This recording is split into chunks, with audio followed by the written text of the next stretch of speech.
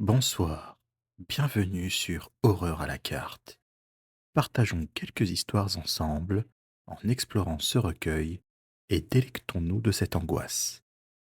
Si ce n'est pas encore fait, je vous invite à rejoindre la communauté en vous abonnant et en activant les notifications. Je vous invite aussi à noter dans les commentaires là où les histoires qui vous auront fait frissonner. Alors, installez-vous confortablement et commençons avec cette première histoire. Présent maudit. Je m'appelle Yasmine, j'ai 32 ans et je vis à Marrakech depuis toujours. Aujourd'hui, c'est vendredi, le jour saint de la semaine. La ville est calme, presque déserte. Je me promène dans la Médina, le labyrinthe de ruelles étroites qui constitue le cœur historique de Marrakech. Le soleil tape fort, la chaleur est étouffante. Je m'arrête un instant, histoire de boire et de me reposer quelques minutes. Soudain, une vieille dame m'interpelle et me sourit, puis m'attire vers un petit coin d'ombre, près d'une habitation. Je la remercie, car j'en avais vraiment besoin. On discute un peu de tout et de rien, et elle me propose d'entrer boire un thé chez elle, juste à côté de là où on se trouve. Elle vit seule, et semble vouloir un peu de compagnie, alors j'accepte et entre. Elle me montre des photos de famille, ses bijoux et ses poteries. À un moment, elle me tend un collier en argent ancien, orné d'une pierre bleue scintillante. Elle me dit qu'elle appartenait à une princesse berbère il y a des siècles. On discute un long moment, mais il est temps pour moi de partir. Mais au moment où je passe la porte, elle m'offre ce fameux collier et me remercie d'avoir passé du temps avec elle. Je refuse au début, car ça avait été avec plaisir, mais elle insiste et me le glisse dans mon sac. Je la remercie et m'en vais. De retour chez moi, j'inspecte le collier et il est vraiment magnifique. Je l'essaye, mais à l'instant même, je ressens une étrange sensation de malaise. J'ai une impression d'oppression, comme si quelqu'un appuyait sur ma poitrine. Je n'ai pas fait le lien directement avec ce collier. Au début, je croyais que c'était ma journée dehors et la chaleur qui m'avait épuisé. Alors j'ai pris une douche et je suis allé me coucher. Dans la nuit, je suis réveillé par un bruit. Je me redresse et vois une ombre dans le couloir. Je crie, mais l'ombre ne bouge pas. Je cours pour verrouiller la porte de ma chambre et prends mon téléphone pour appeler la police. Mais impossible, je n'ai pas de réseau bizarrement. Je me retrouve donc seul face à cette menace. Je me barricade derrière la porte, tremblante de peur. J'entends des grattements contre le bois, des murmures, des frottements étranges. Je sais que je ne peux pas rester ici. Je prends mon courage à deux mains et ouvre la fenêtre. Je grimpe sur le toit et m'enfuis dans la nuit. Je cours à travers les ruelles désertes, poursuivi par les murmures et les ombres qui semblent me suivre partout où je vais.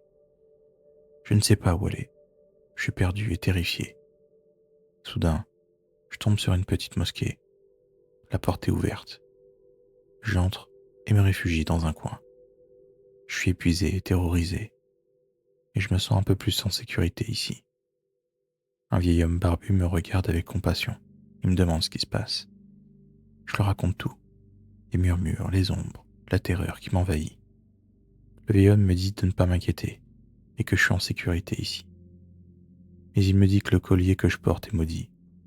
Il appartenait à une sorcière qui a été enfermée dans les murs de la ville il y a des siècles. Les murmures que j'entends viennent d'elle.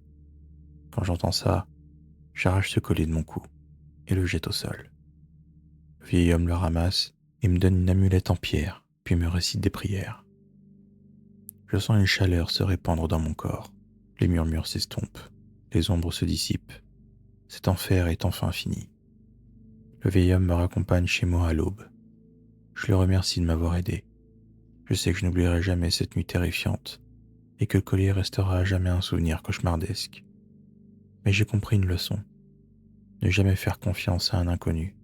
Et surtout, n'acceptez rien d'eux, surtout s'ils insistent.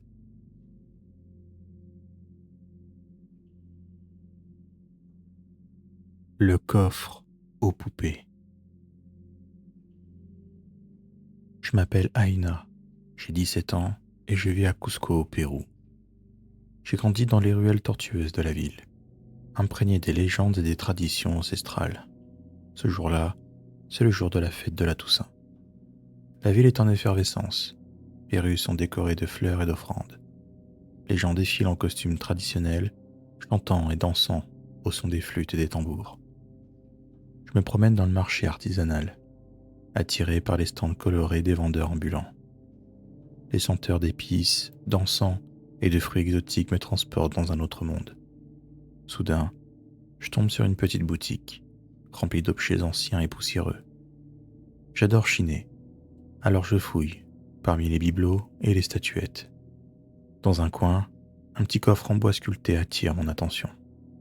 Je l'ouvre avec précaution et découvre à l'intérieur plusieurs petites poupées. Elles sont toutes vêtues d'une robe traditionnelle inca. Leurs visages sont d'un réalisme saisissant, comme si elles étaient vivantes. Il y a quelque chose de fascinant et de troublant en elles. Je ne peux pas résister et j'achète le coffre avec le lot de petites poupées. De retour chez moi, je les installe sur ma table de nuit et les contemple, admirant les détails délicats et leurs expressions énigmatiques. Je les laisse là et vaque à mes occupations habituelles. Le soir venu, je dîne, regarde un film avec ma grand-mère et monte me coucher. Mais dans la nuit, je suis réveillé par des murmures. J'allume directement la lumière et les murmures s'arrêtent net. Je décide d'aller prendre un verre d'eau dans la cuisine et vérifie que la télé est bien éteinte. Tout est calme, donc je me dis que j'ai dû rêver et je retourne au lit. Mais dès que j'éteins la lumière, j'entends des petits rires aigus. Je rallume et inspecte partout, mais je ne trouve rien d'anormal. Mais là, je suis terrifié. Je laisse la lumière et ferme les yeux, me recroquevillant sous mes draps. Je finis par m'endormir sans autre incident. Je me réveille le matin, épuisé. J'ai l'impression d'avoir vécu un cauchemar réveillé. Je raconte mon expérience à ma grand-mère. Elle me dit que c'est étrange et me demande si j'ai acheté quelque chose ces derniers jours. Je lui réponds que oui et lui montre mes trouvailles. Elle me regarde avec gravité et me dit que j'ai acheté des poupées maudites et qu'elles sont fabriquées par des sorciers pour emprisonner des esprits maléfiques. Je suis horrifié. Je veux m'en débarrasser, mais ma grand-mère me dit qu'il est trop tard. Elles sont déjà attachées à moi. Ma grand-mère me fait un soin énergétique et un rituel qui a pour but de me protéger. Mais les jours qui suivent, je suis quand même hanté par des cauchemars terrifiants. Je rêve d'enfants perdus, d'esprits maléfiques qui me poursuivent et de rituels sacrificiels qui me glacent le sang. Je me réveille chaque matin en sueur, terrifié par ce que j'ai vu. Ma santé se dégrade et je deviens de plus en plus faible. Ces poupées semblent me vider de mon énergie. Je ne peux même pas m'en débarrasser. Ma grand-mère me dit que seul un chaman peut m'aider. Il est le seul à posséder les connaissances et les pouvoirs nécessaires pour briser le lien. Ma grand-mère me prépare un sac contenant des herbes médicinales et des offrandes destinées au chaman, ainsi que le coffre aux poupées. J'arrive dans un genre de hutte où un vieil homme barbu et aux yeux perçants est assis sur un tapis. Il est vêtu d'une tenue traditionnelle et porte un collier de dents d'animaux. C'est le chaman. Sa présence me paralyse à l'instant. Je sens une force immense émaner de lui. Je m'approche, me prosterne et lui raconte mon histoire. Le chaman m'écoute patiemment. Ses yeux semblent me sonder de l'intérieur.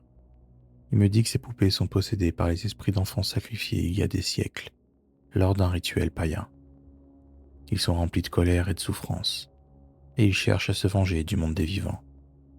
Les poupées servent de canal pour me tourmenter et me voler mon énergie vitale.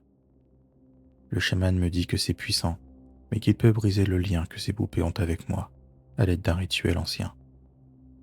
Le chaman me donne un collier en os gravé de symboles mystiques, censés me protéger, et je porte une tenue blanche. Il chante des incantations anciennes, en langue quechua, bat un tambour rythmé, et le son hypnotique me plonge dans un état de transe. Il place le coffre aux poupées au centre d'un cercle. Le rituel dure quelques heures, et au bout d'un moment, le coffre et les poupées se mettent à trembler violemment. Je tremble également de tout mon corps. Puis d'un coup, le chaman s'arrête et me regarde avec un sourire satisfait. Il me dit que je suis libéré et que le lien est rompu. Je me suis sentie plus légère, libérée d'un fardeau invisible. Je ne sais pas si c'est purement psychologique ou s'il y a vraiment eu quelque chose qui dépasse ma propre logique. Mais depuis ce jour, les poupées ne mentent plus et les cauchemars ont cessé. En rentrant chez moi, j'ai retrouvé ma grand-mère et j'ai pu lire le soulagement et la joie sur son visage. Si tu veux soutenir la chaîne, lâche un petit like, abonne-toi et active la cloche pour les prochaines vidéos. Sur ce, reprenons le cours de nos histoires.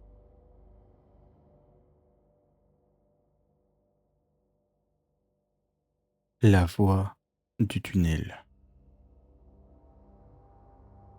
Moi c'est Nadia, j'ai 17 ans et je vis à Buenos Aires en Argentine. Quand j'avais 14 ans, j'adorais me promener dans les rues du centre-ville, admirer les fresques murales des artistes de rue et écouter les musiciens jouer du tango dans les cafés. C'était un vendredi soir. J'étais avec mes amis en balade pour profiter de la vie nocturne de Buenos Aires. On avait prévu d'aller danser dans une milonga du quartier de San Telmo. La nuit est tombée et on s'est dirigé vers le métro. La station est bondée et on doit se frayer un chemin à travers la foule. Mais c'est tellement blindé que je me retrouve séparé de mes amis. Je ne les vois plus. Ça me fait paniquer. À cette époque, je n'ai pas de téléphone et je suis seul, perdu dans une foule immense. J'essaie de les retrouver, mais la station est grande et les gens me bousculent dans tous les sens. Finalement, je décide de sortir de la station et de rebrousser chemin. La nuit est noire et les lumières de la ville ne suffisent pas à dissiper les ombres qui s'allongent dans les ruelles. Je ne suis pas à l'aise à l'idée de traîner seul à cette heure-ci. Je me retourne plusieurs fois, pensant être suivi, mais à chaque fois, je ne remarque rien de spécial. À un moment, je décide de prendre un raccourci afin d'éviter la foule. Mais je me retrouve dans une ruelle sombre et déserte. Les murs sont couverts de graffitis et le sol est jonché de détritus. J'ai envie de faire demi-tour, mais je continue, en me disant que j'irai beaucoup plus vite par là. Soudain, j'entends un bruit, et quand je me retourne, je vois une ombre se cacher dans l'obscurité. Je crie de terreur et cours à toute vitesse, sans savoir où je vais. Mon cœur s'accélère dans ma poitrine. Je ne sais pas qui me poursuit, ni ce qu'il me veut. Je tourne dans les rues désertes de San Telmo, essayant de semer cette personne. Mais j'ai peur, et je suis épuisé. Je ne peux plus courir. Je me réfugie dans un immeuble en ruine, et je me cache dans un endroit sombre. Je me recroqueville dans un coin, tremblante de peur. Je reste caché pendant de longues minutes, n'osant pas bouger. Je me sens complètement impuissante. Après plus d'une demi-heure cachée ici, je prends mon courage à deux mains et me décide à sortir. Mais à peine sorti de l'immeuble, quelqu'un m'attrape et me couvre la bouche et les yeux. Je me retrouve dans un coffre, muselé et ligoté. Je reste dans ce coffre un bon moment, balancé par les mouvements de la route. Puis la voiture s'arrête et on m'ordonne de sortir en me tirant par le bras. Je fais quelques pas et me retrouve à nouveau enfermé, mais cette fois dans une sorte de tunnel souterrain. C'est sale et humide. À ce moment, je craque et pleure toutes les larmes de mon corps. Je me dis que je vais y rester et que je ne reverrai plus ma famille. Soudain, j'entends une voix dans le noir, une voix douce et rassurante qui me murmure: N'aie pas peur, je vais t'aider. Je suis surprise et effrayée à la fois. Qui est cette voix? Je suis intrigué. Une autre personne est enfermée ici. Et comment peut-elle m'aider? La voix me dit qu'elle a trouvé un moyen de s'échapper. Elle me donne des instructions précises sur ce que je dois faire. Je suis hésitante, mais je n'ai pas d'autre choix. Je suis prête à tout pour sortir de cet enfer. Je suis les instructions et fais glisser une pierre dans le mur, et une ouverture se découvre. Je grimpe dans le passage étroit et me retrouve dans un autre tunnel sombre. Le tunnel semble interminable, et l'air devient de plus en plus oppressant. J'ai l'impression d'être enterrée vivante. Je continue de marcher, en tâtonnant dans le noir. Mes mains touchent des murs humides et froids, et je sens des araignées ramper sur ma peau. Après ce qui me semble être une éternité, je sens une bouffée d'air frais. J'avance et me retrouve face à une grille rouillée. Je n'ai pas le temps de réfléchir. Je pousse la grille de toutes mes forces. Elle cède et s'ouvre. Je sors du tunnel et me retrouve dans une ruelle déserte. Je suis libre, mais la joie de la liberté est vite remplacée par la peur. Je suis seul, perdu dans un quartier inconnu de Buenos Aires. Je ne sais pas comment rentrer chez moi. Je commence à marcher, espérant tomber dans une rue principale ou une station de métro. Mais toutes les rues se ressemblent et je ne reconnais aucun endroit. Je me sens de plus en plus perdu et désorienté, et je suis au bord de l'hystérie. Je ne sais plus quoi faire, où aller. Je n'ai plus aucune force pour courir. Soudain, je vois une lumière au loin. C'est l'enseigne d'un petit café ouvert. Je rassemble mes dernières forces et me précipite vers le café. J'entre en trombe et m'effondre sur une chaise, en larmes. Le patron du café, un vieil homme aux cheveux gris, me regarde avec surprise. Je lui raconte mon histoire, en bégayant et en pleurant. Il m'écoute sans interruption, son visage impassible. Une fois mon histoire terminée, il me dit d'une voix calme: « Je ne peux pas t'aider, jeune fille. Je ne veux pas de problème. » Je suis anéanti. Le patron du café me propose néanmoins d'appeler la police. J'hésite un moment, puis accepte. J'ai besoin d'aide. La police arrive et m'interroge. Il me pose des questions sur l'enlèvement, la voie dans le tunnel et la grille rouillée. Je leur réponds du mieux que je peux, mais je sens leur scepticisme. Ils pensent que j'ai inventé cette histoire, ou que j'ai fait une fugue et que je n'assume pas. Ils me raccompagnent chez moi en me disant qu'ils patrouilleront dans le quartier. Les jours suivants sont un cauchemar éveillé. Mes parents sont inquiets. La police ne me prend pas au sérieux et je suis rongé par le doute. Quelques jours plus tard, la police me recontacte. Ils ont peut-être trouvé l'endroit dont je parlais. Ils m'emmènent au niveau du portail rouillé. Je reconnais directement l'endroit et leur explique que c'est plus loin à l'intérieur des tunnels. Emporté par l'adrénaline, je leur demande de me suivre pour leur montrer l'endroit exact et peut-être retrouver la personne qui me parlait. Et en explorant un peu plus mon cachot, la nausée me monte à la gorge. Je comprends maintenant pourquoi la voix ne m'a pas suivi plus loin. Cet endroit est un tombeau, et la personne qui m'a aidé y repose désormais. Je ne sais pas pourquoi j'ai entendu cette voix, mais elle m'a sauvé la vie. Mes agresseurs n'ont pas été retrouvés. Le temps passe, et je me remets de cette expérience petit à petit.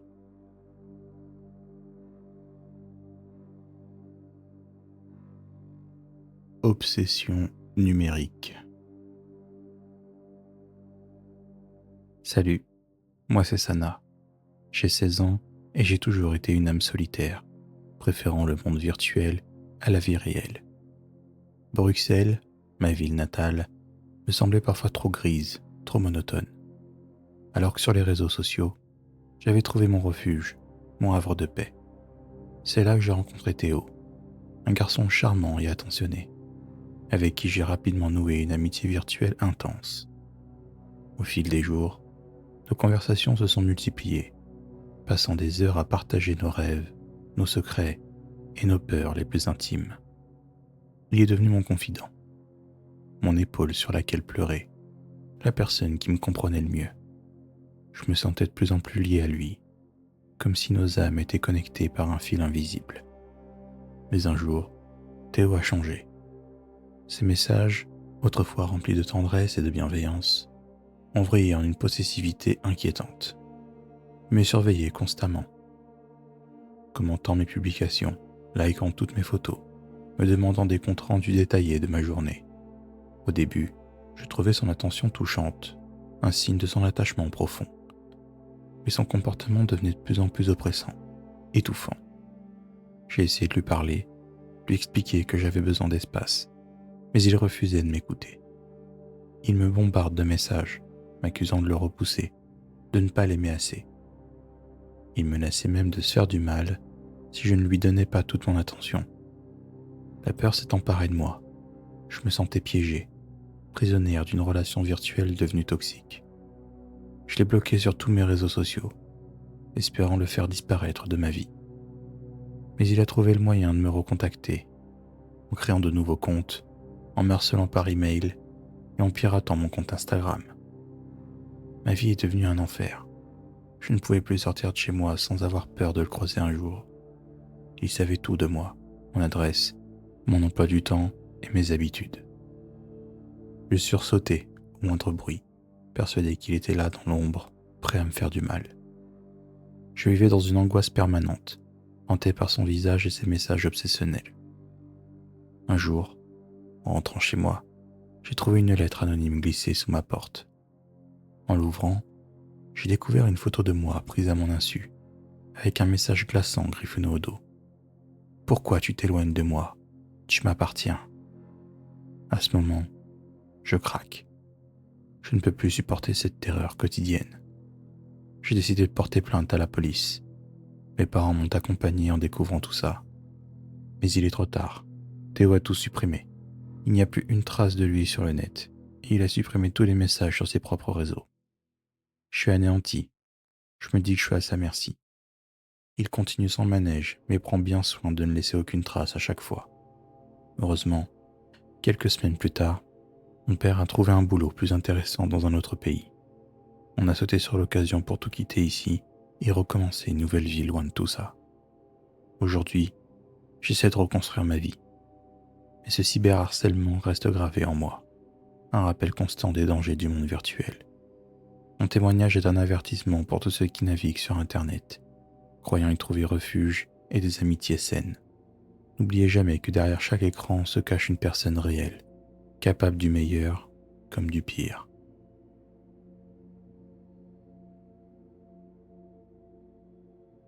Les djinns de la maison. Je m'appelle Youssef et je vis à Istanbul.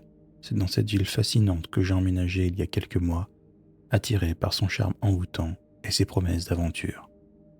Tout d'abord, quand j'étais petit, il s'est passé des choses bizarres chez moi. Des gens venaient régulièrement pour faire des prières et ils nous donnaient de l'eau coranisée à chaque fois et à chacun de nous. Quand mes parents ont perdu la vie, j'ai déménagé et tous ces trucs ont été stoppés net à ce moment-là. Je me suis marié, j'ai eu des enfants et pendant plusieurs années, il ne s'est rien passé de particulier. Tout a débuté quand je me suis séparé de ma femme. Des événements étranges et inexplicables ont commencé. Des bruits sourds résonnent dans la nuit, comme des coups sourds frappés contre les murs. Des objets se déplaçaient mystérieusement, des portes s'ouvraient et se fermaient d'elles-mêmes. L'atmosphère de la maison est devenue pesante, oppressante, comme si une force invisible y rôdait. Au début, j'ai essayé de rationaliser ces phénomènes, les attribuant à mon imagination ou à des problèmes de plomberie. Mais plus les jours passaient, plus les événements devenaient intenses et terrifiants. Un soir, j'ai aperçu une ombre furtive traverser le couloir, disparaissant dans la pénombre. J'ai flippé. Alors j'ai allumé toutes les lumières et inspecté toutes les pièces, mais rien. J'ai donc à nouveau rationalisé. La nuit suivante, je suis réveillé par des murmures, comme des voix chuchotantes qui provenaient des murs. La peur m'a envahi, une peur glaçante qui me paralysait. J'ai compris que je n'étais pas seul, que la maison était hantée par une présence maléfique. J'ai décidé de faire appel à un spécialiste des phénomènes paranormaux, un vieil homme qui semblait en savoir beaucoup sur les djinns, ces créatures surnaturelles issues des légendes arabes. Il m'a expliqué que j'attirais les djinns avec ma tristesse suite à mon divorce, et que les djinns avaient élu domicile dans ma maison, attirés par l'énergie négative qui y régnait. Le vieil homme m'a donné des amulettes protectrices et m'a appris des prières pour éloigner les djinns. Il m'a également conseillé de purifier la maison en brûlant de l'encens et en récitant des versets du Coran. J'ai suivi ses conseils, espérant désespérément me libérer de cette terreur qui me rongeait. Les nuits suivantes ont été éprouvantes. Les murmures et les bruits sourds se sont estompés et l'atmosphère de la maison s'est allégée. J'avais l'impression que les djinns s'éloignaient, vaincus par les prières et les protections que j'avais mises en place. Quelque temps après tout ça, j'ai appris que ma maison avait été le théâtre d'une scène macabre. Un homme avait battu sa femme jusqu'à ce qu'elle perde la vie. J'ai alors fait le lien et me suis dit que je n'étais pas le seul fautif de la venue des djinns chez moi. Mais un jour, ils sont revenus. Ça a recommencé. Cette fois, ils étaient plus violents, plus déterminés à me faire du mal. Des objets volaient en éclats, des portes claquaient violemment, et des voix menaçantes résonnaient dans la maison. J'étais terrifié, bousculé et acculé dans un coin, sans savoir où me réfugier. J'ai compris que je ne pouvais plus rester dans cette maison. J'ai rassemblé mes affaires et j'ai fui, laissant derrière moi ce lieu et ceux qui y ont élu domicile. Je n'ai jamais remis les pieds à cette adresse, et je n'ai jamais raconté cette histoire à personne, de peur de passer pour un fou. Mais la terreur de cette nuit-là reste gravée en moi, un souvenir indélébile qui me hante encore aujourd'hui. Je sais que les djinns existent, et je vis dans la peur constante de les recroiser. Les djinns sont réels, et leur pouvoir est terrifiant. Si vous les rencontrez, priez pour votre salut, car leur colère peut être fatale. Si ces histoires vous ont fait frissonner, n'hésitez pas à liker, à vous abonner et à activer les notifications pour les prochains épisodes. Un serveur Discord et une chaîne TikTok sont également disponibles, dont les liens se trouvent en description. Prenez soin de vous et à bientôt, j'espère.